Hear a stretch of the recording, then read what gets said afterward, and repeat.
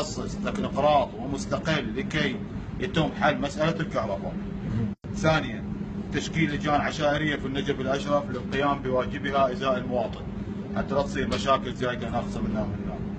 ثلاثة استنكار الاعتداء على المتظاهرين، لأن المتظاهر دائما محق أنا عندي، ولذلك أي اعتداء عليه نحن نستنكره.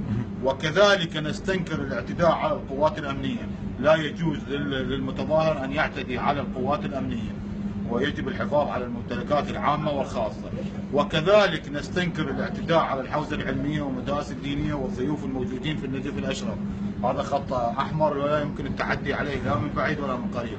أنت عندك مؤسسات حكومية تقدر تروح تتظاهر قدامها سلميا، أما غير السلمية احنا صار لنا اخوة تدرون بينا صار لنا 20 سنة نتظاهر، يمكن من نص القوط يومنا هذا ما في يوم مش عندنا شمعة مش عندنا تاير.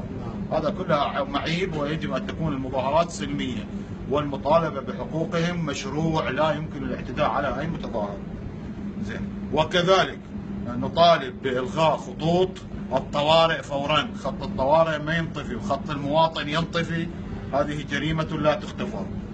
نعم استثناء مستشفيات، بعض المدارس، بعض المؤسسات الخدمية لا بأس، أما أنه توصلون للبيوت مال السياسيين ومال المواطنين خطوط طوارئ والفقراء عايشين في حر وفي ظلمة، هذا لا يمكن.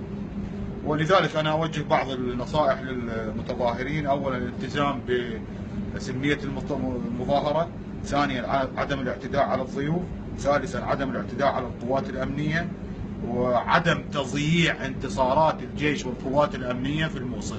فهذه فرصة استغلها البعض ليضيعوا انتصاراتنا في الموصل. انتهاء معركة الموصل فرحة لجميع العراقيين، وانتهاء من الإرهاب إن شاء الله، بداية للانتهاء من الإرهاب إن شاء الله. والنجف هم أحذر أن النجف ذات طابع ديني وعقائدي، ويجب احترام المرجعية والمرجعيات عموما، ولا يجب المساس بأمنها ولا بالمواطنين على الإطلاق.